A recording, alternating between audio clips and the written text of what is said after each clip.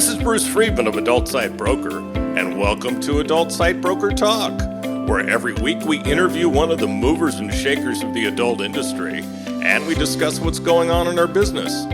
Plus, we give you a tip on buying and selling websites.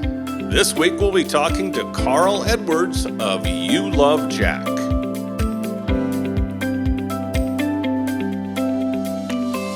Adult Site Broker is proud to announce ASB Cash, the first affiliate program for an adult website brokerage. With ASB Cash, you'll have the chance to earn as much as 20% of our broker commission for referring buyers and sellers to us at Adult Site Broker. Check our website at asbcash.com for more details. First of all, today, let's cover some of the news going on in our industry. The Canadian House of Commons Committee on Access to Information, Privacy and Ethics, that's a mouthful, held its third meeting last week regarding MindGeek's content moderation, with testimony by 3 alleged subjects of illegal videos, followed by presentations by a Canadian law enforcement expert, a Canadian domestic violence advocate, and 2 U.S. witnesses, Manhattan liability lawyer Michael Bowie and leading anti-porn activist Lila Micklethwait of Exodus Cry. The hearing was even more pressing against Montreal-based MindGeek, with the MPs allowing 3 witnesses in particular, the Americans Micklethwait and Bowie, plus the London, Ontario domestic violence victims advocate and anti-porn activist Megan Walker, to essentially run the entire second half of the hearing, asserting a number of extreme moral and criminal allegations against MindGeek, their executives and employees. This culminated in Bowie, who had not been listed as a witness and may have been representing some of the alleged victims who spoke earlier on, inserting on the record a prepared soundbite. In America, we have monsters. Harvey Weinstein, we have Epstein. MindGeek is Canada's monster. Bowie then characterized MindGeek, whom he claimed he has been investigating for years, as a bad, unaccountable rogue company. The U.S.-based religiously inspired Micklethwait was also allowed by the Canadian MPs to refer to MindGeek as the Mafia and to make unsupported allegations that they had threatened her and journalists. Bowie also, in a carefully worded language to avoid being cited for slander, said that the MindGeek corporate structure was something he had never seen before and likened it to something a law school might teach when covering money laundering. Last week, the Utah House of Representatives passed an amended version of a controversial bill that would mandate a default porn filter on any phones, computers, tablets, or any other electronic devices sold in the state starting in 2022. HB 72, sponsored by Republican Susan Pulsifer, a realtor with no technology experience, was speedily passed by the House only hours after it had cleared the committee stage by the narrowest of margins, a 6-5 vote. The bill was introduced into the Utah Senate, where it is co-sponsored by staunch anti-porn crusader Wayne Harper. The unusually swift overnight passage of the bill, with minimal to non-existent debate, flew under the radar of local and national news organizations, which had not yet reported on it by Friday morning. Pulsifer had attempted to introduce the bill last year when it died at the committee stage over serious bipartisan concerns about privacy and interference with interstate and international commerce. Earlier this month, Pulsifer invited anti-porn advocates to support the bill at the committee stage, including an officer for NCOSE, formerly known as Morality in Media, the leading national sponsor and founder of anti-porn legislation. Members of the Utah trade associations, tech companies, lobbies, and free speech groups all advocated against HB 72. If passed, the mandatory filters from which for-profit faith-based software companies have been profiting for some time would have to be activated by default in 2022 if certain additional conditions attached to the bill as an amendment are met. According to analysts, international manufacturers of phones and computers like Apple or Google could face civil liability if they don't comply. Pineapple Support has introduced Pineapple United, a membership club for the adult industry that offers a direct connection to the organization's staff and board members. We can't do what we do without community, said Pineapple Support founder Leah Tannett. It's not just an integral part of the adult industry, it's a key to better mental health outcomes. That's why we're reaching out to the broader community to get involved by becoming a part of our team. As a Pineapple United member, you'll be part of a committed group of individuals who have been invited to organizational meetings, have your voice heard, and help grow the organization.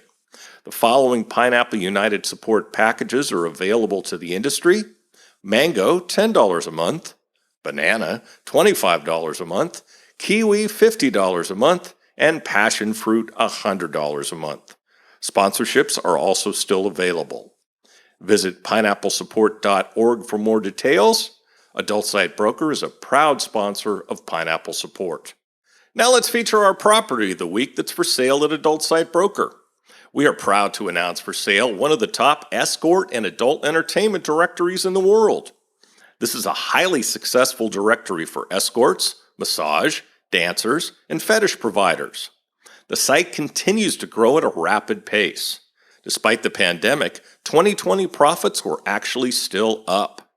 The site offers adult entertainer ads for over 30,000 providers with an active base of 9,000 plus active profiles in all major US, Canadian, and UK markets. The platform has a very loyal advertiser base, allowing the owner to enjoy passive recurring revenue in addition to an impressive number of new advertiser joins daily. Revenue is also derived from third-party ad space from major advertisers that does not intrude on the website's beautiful, clean design, making the site stand out from all their competitors. Their SEO is very strong, with page 1 rankings in all major cities that the platform serves. Their backlink profile is the envy of the industry. You get all rights and trademarks for the company's proprietary products. This is a tremendous opportunity to buy a gold mine. The site's price has now been reduced for a fast sale, now only $1.9 million. Now time for this week's interview. My guest today on Adult Site Broker Talk is Karl Edwards. Karl, thanks for being with us today on Adult Site Broker Talk. Oh, it's my pleasure, Bruce. Thanks for having me. It is my pleasure. No, it's my pleasure. No, it's my pleasure. I knew you'd say that. That's awesome. Now, Karl is one of the true pioneers of the gay adult industry. From his early days as the owner of Bedfellow.com to You Love Jack, which I'm sure you've heard of, and Footwoody.com, and his most recent venture, XXXEdit.com. He's been on the forefront of technology and adult internet marketing. He shoots and edits his own content, manages his own affiliate program, and he codes and designs each of his sites from scratch. Now, this hands-on approach keeps him in direct touch with his market and helps him stay one step ahead of the competition. Now, Karl, you've been in the online adult game for a long time. Since the late 90s, it's an eon in internet years. God, that's like the beginning. How have things changed? I'll tell you, like, just a little interesting aside. Yeah. My business partners and myself actually processed the first third-party visa transaction on the internet. Oh, God. Way back in the day. Like, this is before CC Bill and iBill and DMR and all. Like it's just, we go way, way back. So we were kind of breaking ground back then, but I that guess. was the heyday. Wow. So how have things changed since you got started? Oh, let me see. I guess the big thing, right? When I started this, you could throw up a site, and literally you could throw up a site and make money within a couple days, and a lot of money. and it just isn't that way anymore. There's still a demand for the content, and people are still consuming the content, but they're doing it in different ways, and you have to be a lot more savvy in actually reaching your customers. It's not like the old days where they just sort of flocked to you. So, I mean, that's the big thing. But the real thing is people are savvy in their consumption as well. Sure. And they have a very specific set of needs that you can't meet by throwing up a couple pictures in a 2-minute clip. They're not going to be satisfied by that anymore. They're sophisticated and they're used to consuming content day in and day night. And unless you really raise the bar in what you're actually showing them, they're just not going to be interested. Yeah.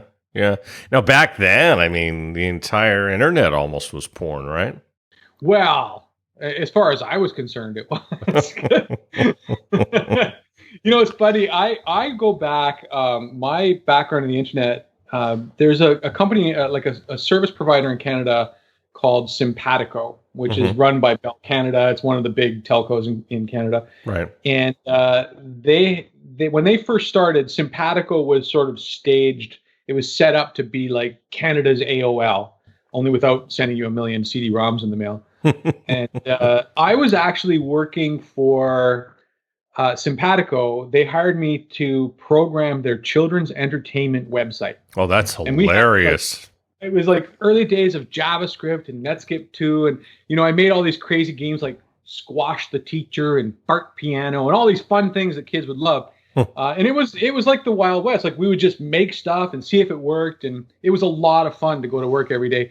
And then all of a sudden, Bell Canada came in and realized, that this was a cash cow. And suddenly they wanted corporate bureaucracy put in place, and content was being decided by committees, and all the fun, all the soul got stripped out of what we were doing. And I turned to my friend who I worked with in the bars way back in the day. He happened to work there as well, and I just said, you just gotta start a porn site.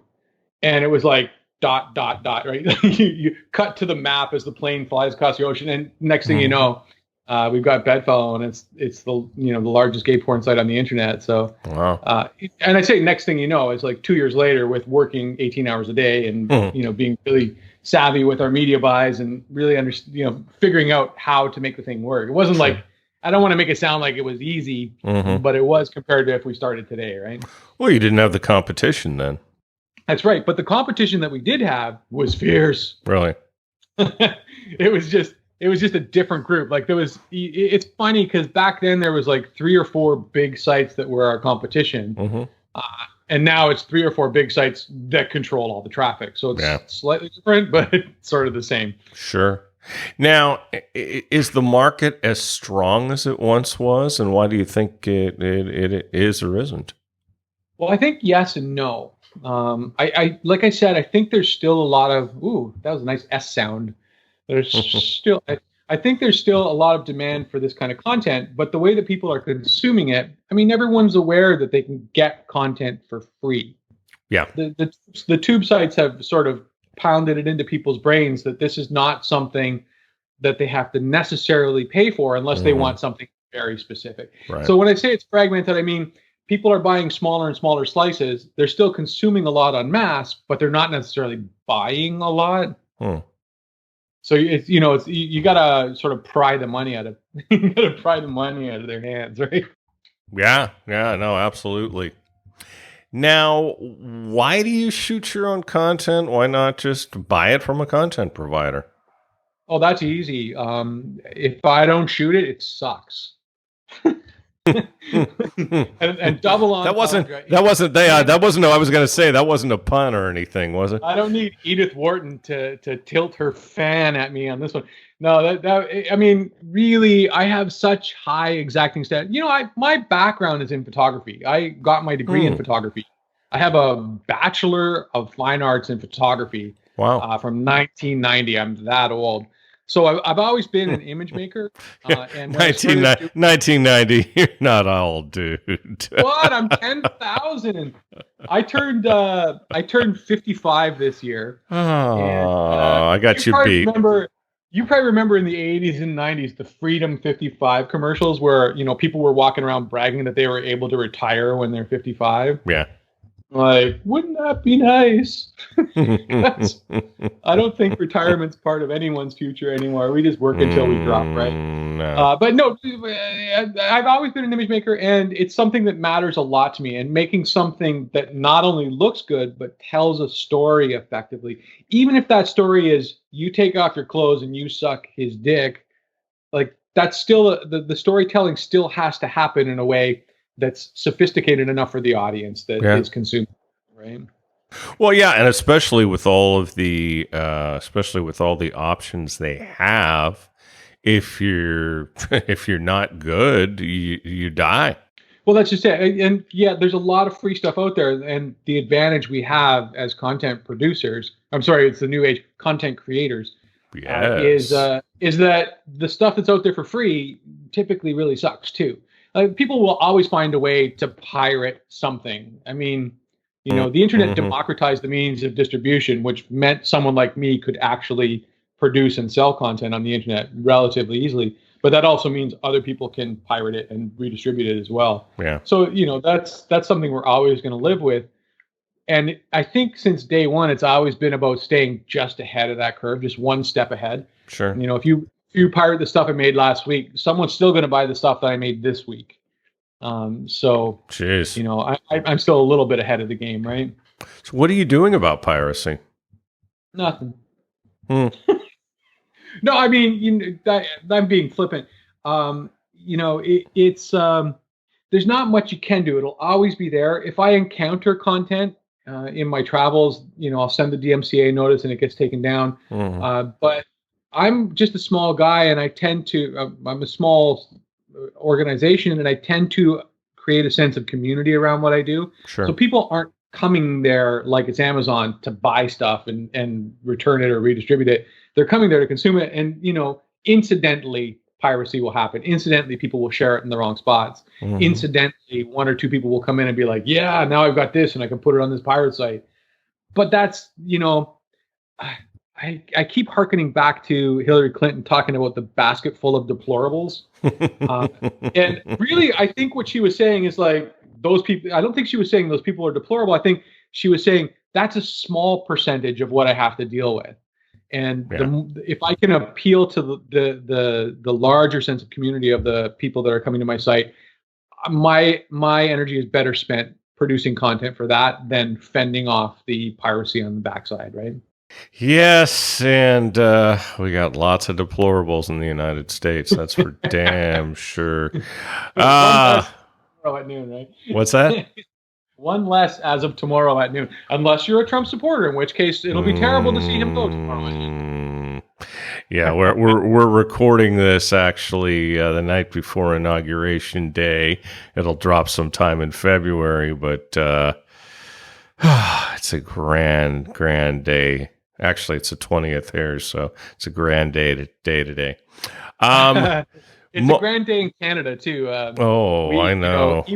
Even though we're not part of it, I always joke. I always say, people ask me about USA politics, and I'm like, if you guys didn't have such good TV, we wouldn't give a flying fuck what you did. But we need our friends. Yeah. I watch Seinfeld still. Yeah, boy. God knows, right? Now, it's a grand day for the world. Now, most of your sites have softcore twink solo scenes. Why do you shoot softcore instead of hardcore? Well, I am in a live work situation, and I could do without the place where I live smelling like ass 24 hours a day. But I mean, that's funny. That's the joke side of it, right? Like, it's like, okay, I'm going to film this stuff, but do I have to make a mud pie? And I got to get away from that analogy when I'm talking about butt fucking, because that's not going to make anyone. The reality is, I keep talking about storytelling, and my perspective when I'm shooting content and creating sites is that I'm giving someone sort of seeds for their own fantasy, so Sure. they can look at what I show them, and that can sort of become a surrogate for something in their own lives. Maybe they're looking at this guy and he kind of looks like someone that they know or someone that they fantasize about. Or maybe it's just a really hot guy and they enjoy watching him get off in that fashion. So I don't really feel the need to draw the dots. We do some hardcore stuff. Mostly when I do hardcore, it's BJ stuff. Like, I'm really interested in the interaction and how two people relate to each other, Sure. as opposed to a graphic description of an act, right? So you won't see super tight close-ups. We'll make sure that you can see everything when I shoot the content, but it's about what's happening with two people, not the fact that there's a glistening insertion. The funny thing is most porn, and I edit porn through XXX Edit, so I see a lot of different content from a lot of different people, Right. and a lot of porn, I won't say all porn, but a lot of porn is proof of insertion, and it's proving that it's happening from this angle. Now we're going to show you another angle to show that it's happening, and now we're going to show you another angle to show that it's happening, and now is a bright close-up to show that it's happening. And without the human side of that, there's nothing to differentiate that from something that was shot 20 years ago. Right. There's nothing to differentiate that from something that was shot on every other side of the internet. So by sort of dealing with the relationship, even if that relationship is one person sitting on the couch and the relationship is to themselves and sort of projecting out to the viewer, I think that's more important. I think that's a little bit more interesting at the end of the day. Yeah. I think there used to be more of that. Do you see that coming back, and not only in gay porn, but in straight porn? God, I hope not, because it's kind of my speciality, right? If everyone starts doing it again, I'll be like, God. But what's the one thing that hasn't changed since I was doing this in the 90s to now is I think when people pay for porn, they're not paying for it because it's porn and I need porn. We're not in high school anymore. They're paying for something very specific. They want to see that person do that thing. And that's really what I'm selling when I show people the solo twink stuff. And it's not, we don't show generic twinks. We, the term on You Love Jack is buggered twinks.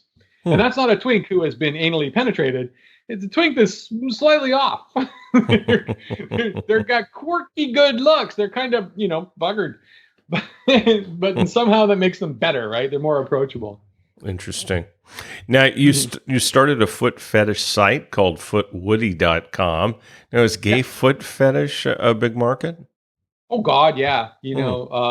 On the one hand, I kind of think the internet caused foot fetish because when I grew up, before there was the internet, there was no fetish. You never heard of it. No one had a foot fetish. The internet comes along, suddenly you can't go in any chat room and someone's like, show feet. It's rampant. But it's as big in the gay market as it is in the straight market. It's a very strong sub-genre, and it just makes sense to cater to it. I mean, the biggest cost I have in running the site is attracting new models. I probably pay 1.3 or 1.4 times what I pay a model to attract a model to be on the site. Through advertising and events and other things, right? So once I have a model, it makes sense to use them in as many possible ways as I can. So the foot fetish site was a kind of a natural extension on what I was already doing. Okay. Now, it's really funny whenever I think of foot fetish, which I don't have one, but anyway, I always think of that Eddie Murphy and Robin Gibbons movie Boomerang. Did you see that? No, I can't remember. It's a while ago. You gotta find it and watch it. It was actually a very funny movie. But anyway, yeah, it's about Eddie. It's about Eddie having a foot fetish. But anyway, yeah, he's quite notorious for that. It's funny. I've been dealing in adult entertainment for 25, 30 years now, going on 30 years, and it seems to me that the one thing that stands out about, let's like foot fetish or whatever, people tend to fetishize the parts of the body that produce aroma. And that is disgusting. Think about it that way, but they'll fetishize butts, they'll fetishize feet, they'll fetishize foreskin, they'll fetishize, it's always the parts. It's armpit fetish on the gay side. And as long as there's some smell associated with it, there'll be a site that can go with it, right? Interesting. Yeah, it's a weird thing. So how do you convey that when you're showing? Well, you can't really. We don't have a smell-o-vision, and it's a good thing. Trust me, it's probably on its way. Isn't everything? One can only hope. Indeed. You'll use it. Now, the most recent venture, you mentioned it earlier, xxxedit.com. Now, tell us a little bit more about this project. Well, this is, I'm a post-production service bureau for the adult industry. And as far as I know, I'm the only editing company specifically designed for the adult industry. Hmm. So, we do everything from DVD production, editing scenes, single camera, dual camera, clips, whatever someone needs, we can do it in house. And we got really lucky last year. We won a bunch of awards in the industry for scenes that we cut. And it's this whole thing that I've been talking about with storytelling and being able to sort of expand beyond my own sites and my own scenes and sort of bring this ability to tell a story, help people tell stories to more and more people. It kind of inspired me to start this company and start working for other people as well.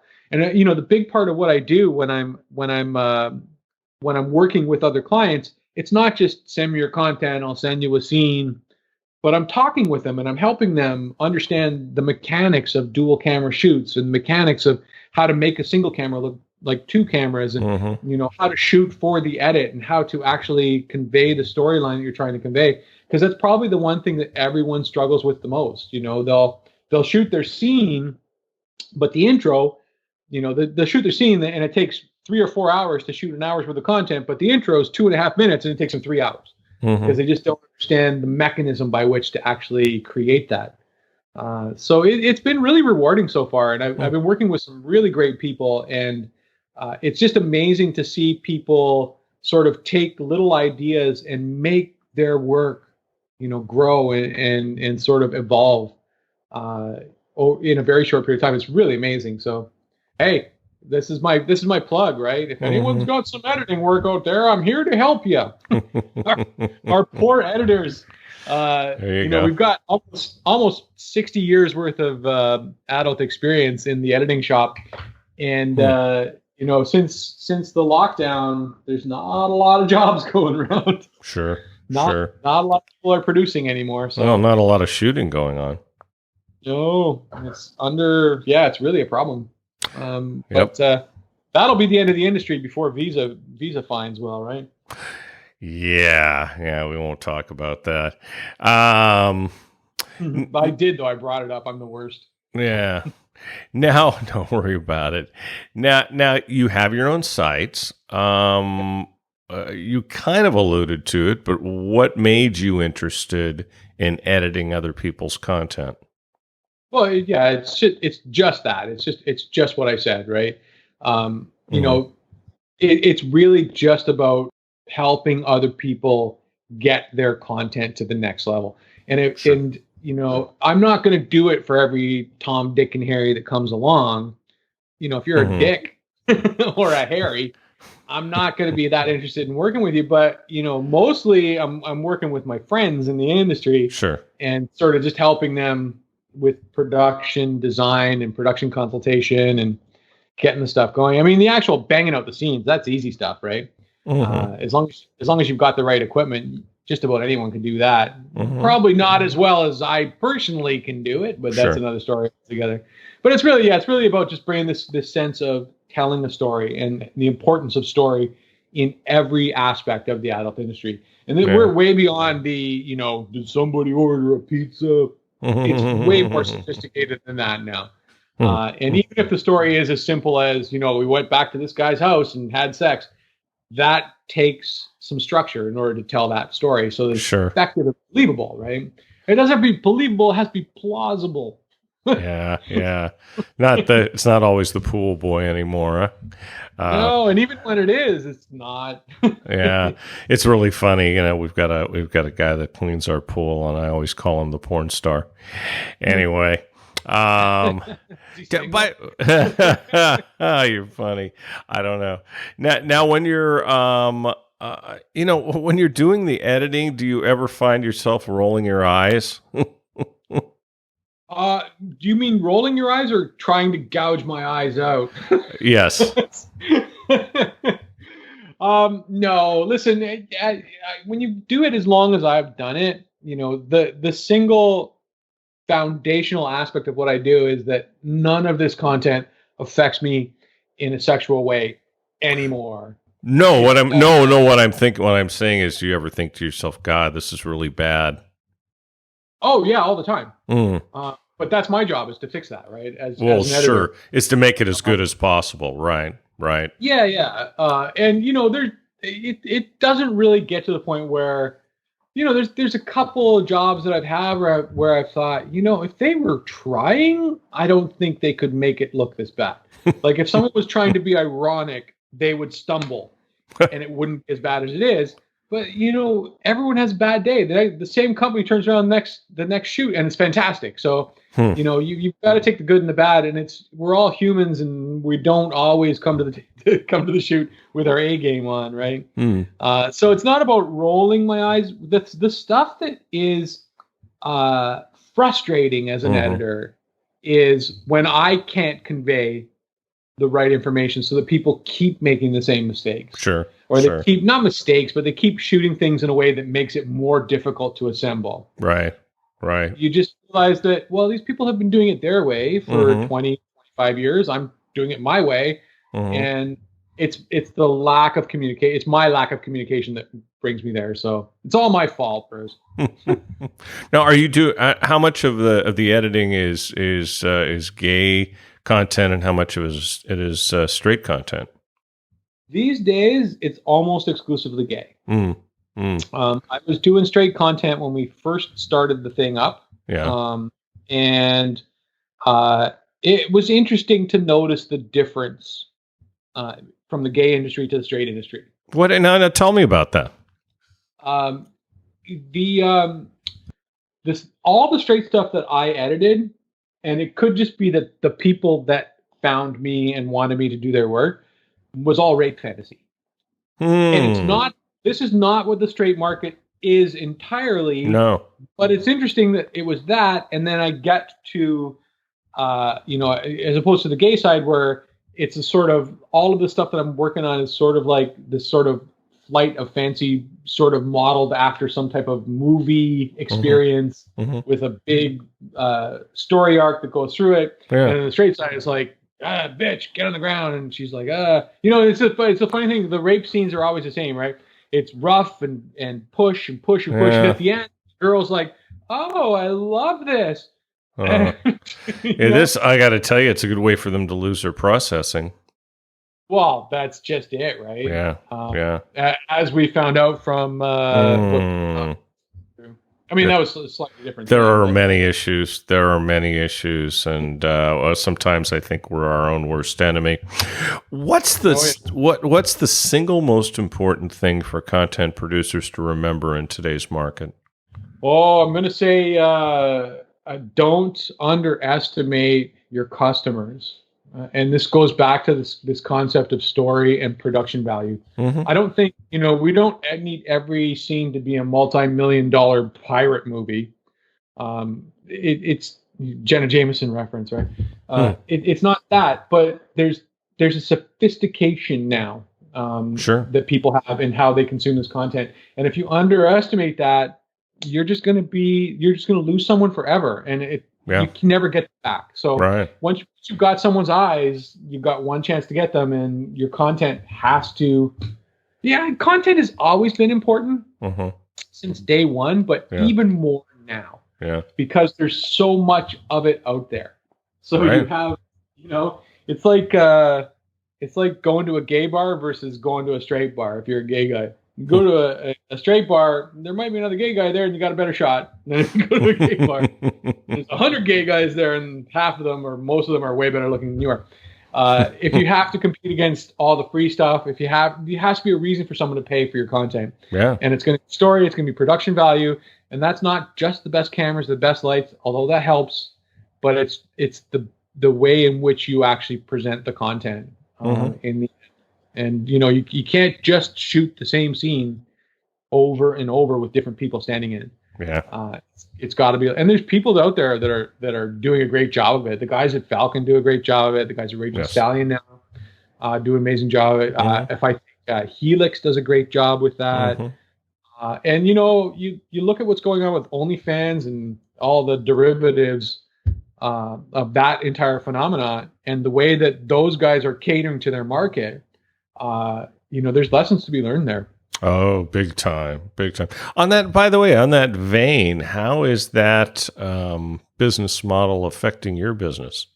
Not so much. I mean, it's just more competition. And the Yes. funny thing about the OnlyFans thing from a professional perspective is the guys that are producing content have a market and they're catering to their market, but Right. they're not necessarily marketers.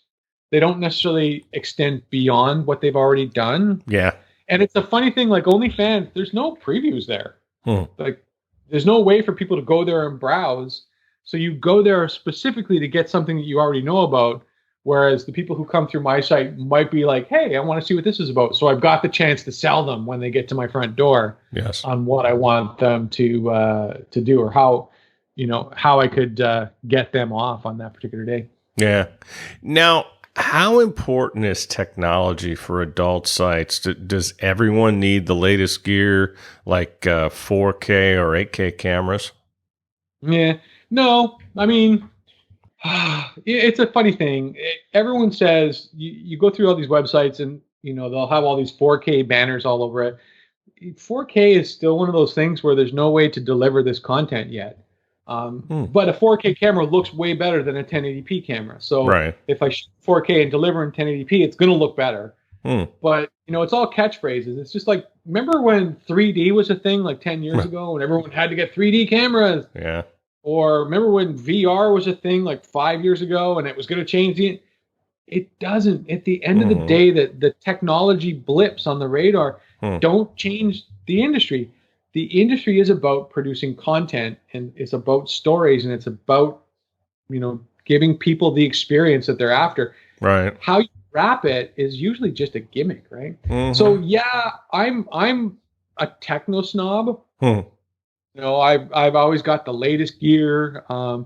Currently shooting on a Sony A7S III, which is the camera of the year. It's the Hmm. Jesus Sony's new Jesus camera, and it's great. It does a great job, but it's just the camera that I have between the last camera I had and the next one I'm going to get. Yeah. So, and none of them are going to make my ability to tell a story any better. They're going to Right. make the pixels will look better, but Right. the story is all up to me. So shoot Hmm. it on the phone if you have to. Yeah, you can shoot some decent stuff on an iPhone right now. If you control the lighting properly, Yeah. because the dynamic range isn't there, but Yeah. if you control the lighting and you set this thing up, there's no reason not to shoot stuff on an iPhone. Yeah. It really does great quality. Yeah. Get the right apps and Sure. shoot on Film Pro. Don't shoot in the native app. You have to control the shutter speed so it doesn't look a little wonky. But the stuff's there. You can set up a studio with next to no money now Right. and produce compelling content that would rival anything that Hollywood could have produced 10 or 15 years ago. I mean, Hollywood's now Hmm. running on $100,000 cameras, but Right. it's a whole different ball of wax there. But the tools are readily available, and Yeah. you don't have to go crazy with it. Yeah, it's kind of like what happened with music a long time ago. Now, you mentioned VR. Is that you seem to kind of be dismissive of it, although a lot of people are using it. It doesn't sound like it's something you've partaken in. Is that do you see a future for it? Well, the funny thing, but listen, the VR people are going to be up in arms. I'm not a fan. I Mm-hmm. think the one good thing about VR Mm-hmm. is it's an immersive experience that lets you look away. Yeah. And every time I've been in a VR type of demonstration, I'm like, look at the lamps. This is cool. Look at all this. Look at the Again, isn't the decorating gorgeous?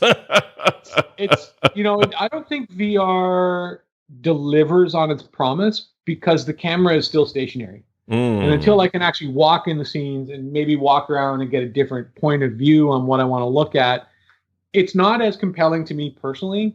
Mm-hmm. And I know the live people love it. And Mm-hmm. I know that there are people that employ it with great fortitude and make terrific content with it. Yeah. It's just not something that's in my on my radar right now. Okay. Okay. Now, what do you see as the future? This is a good segue of online content. How do you see the market changing moving forward? I see it getting even more fragmented. And I think that by fragmented I mean more vertical, more Hmm. niches. Yeah. So microsites, right? Hmm. We're back to that. I think the age of the mega site with 10 updates a week is not as compelling anymore. Right. I think people go and look. They'll still spend 40 minutes looking for the 5-minute clip that will get them off. But the process of looking is where you have a chance to get your audience, right? And Hmm. if I've got just abctwink.com Hmm. with generic content from 10 years ago, I don't think anyone's going to be, some people will love it, but it's not compelling. It's not going to stop someone who's looking for things, Yeah. make them consider it. So, the online content's always been, it's always been the thing for me since day one, where it's different than traditional marketing. Traditional marketing, you look at you look at the market, you figure out what's missing, you create a product to fill that need, and then you develop a marketing campaign to let the market know. Like, can I say market anymore? I'm Hmm. like, but online, for online, first you create a product and then you create a market for the product. Right. It's kind of backwards. Yeah. Uh, so when I say microsites, I really think that, small, like boutique sites are really where everything's gone. And OnlyFans the rabid success of things like that are really proof of this concept. Yeah. Um, they handed the power back to the models, which is a whole other political discussion. Yes. And, right on, fight the power. Hmm. But I think that's really the reason it took off ultimately, is because it's what people wanted. Yeah. People wanted to follow, you know, this particular model and consume everything from that particular model. Hmm. And once they have it, they go on to the next person. Right? It's a collecting sensibility. Right. So and when I say this, I don't mean it's all going to be fetishes and midgets wearing boots, smoking cigars.com. It's not that, but it is really vertical. It might just be, redheads on bikes, or, whatever it might be, or foot fetish, or, a very specific subgenre of foot fetish. Hmm. Twinks wearing cowboy hat, like whatever, whatever it is. It's not about recycling content. It's still about making really good quality, new content, fresh content, but cater to a very specific market for that content. Okay. Now, the pro-am market has all but disappeared online. Do you think it's ready for a return? I'm here. Yeah, yeah. I'm here. I'm queer. I'm pro-am. It's a tough one. You need an entirely new set of skills now to find your traffic than you did 15 years ago when pro-am was really going crazy. The content is still desirable. The ability for people like me to make sites and get them out to my customer, it's still good. I can still do it, but you don't get, like, there's really no affiliate market anymore, right? It's there. Hmm. Sure, it's there. It's not like it was where I had 400 sites that would post my pics every time I did an update. Yeah. It's not like that. So you have to be a little bit more savvy and sort of play the social media game in order to get to the people who might buy your content. Yeah. It's not a quick and easy process. It's I don't know how much you know about SEO.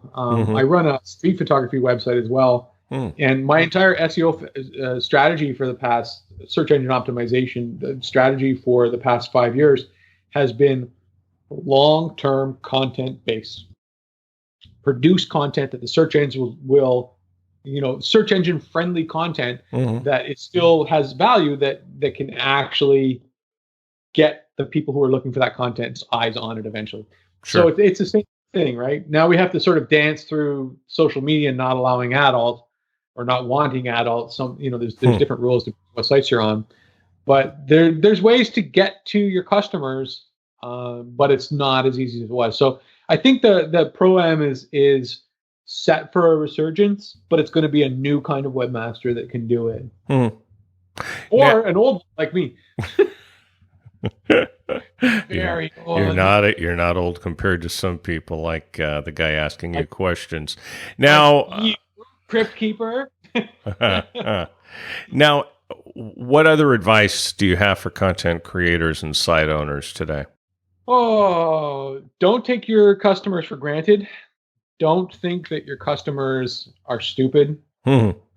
And, they're more important than they ever were, because they're not just your customer now, but they'll remember and they will come back. Mm-hmm. I've got guys on my site now that have been there for 4 or 5 years because they're so attached to the content and the way that I give them that content that there's no reason for them to go anywhere else, or they forgot. And I'm the worst person in the world. You never know. But it's really, have a unique idea, give your content, give your site personality, and be responsive, not to the market, but be responsive to your customers. Yeah. If you can do that, I think that you've got a leg up on just about anyone else. That's awesome. Well, hey, Karl, I'd like to thank you once again for being our guest on Adult Site Broker Talk, and I hope we get a chance to do this again really soon. How much does this pay again, Bruce? The check's in the mail, Karl. Ooh, good. No, this was delightful. Anytime you want my perspective on anything, let me know. I'm more than happy to connect across the ocean. Hey, my pleasure. My broker tip today is part 3 of how to buy a website. Last week we talked about finding the right site to buy. Once you find it, what do? Once you've either reached the broker of the site or the seller, review the information about the site. The broker should provide you with the following: a profit and loss statement of at least 3 years that's up to date. If it's June and they give you financials only through the end of the previous year, you need to see what the site is doing now, not last year. If it's a pay site, get a username and password for the site so that you can review the content. Ask how often the site is updated. Get some history on the site. How long has it been in business? The story behind the site. And importantly, why the seller wants to sell. Get an inventory of the content and how much of it has current technology. Find out if all the content is exclusive to that site. Ask the seller if the content has ever been on VOD or DVD. See if there are any clip stores the content is on. Find out how much the content costs to produce and what the current cost of production is. Very importantly, see if this operation can run without the current owner. Do they do the shooting themselves, or do they hire someone to do it? And if there's an outside producer, will that person continue to provide content for the site? Find out how many new joins and rebills there are a day. Ask them what's the retention rate on the site. And find out if they do advertising on the site and where they get their traffic. Ask for Google Analytics access so you can see where the traffic comes from. This information will give you the opportunity to truly evaluate what it is you're buying. We'll talk about this subject more next week. And next week, we'll be talking to adult industry veteran Dan Hogue. And that's it for this week's Adult Site Broker Talk. I'd once again like to thank my guest, Karl Edwards. Talk to you again next week on Adult Site Broker Talk. I'm Bruce Friedman.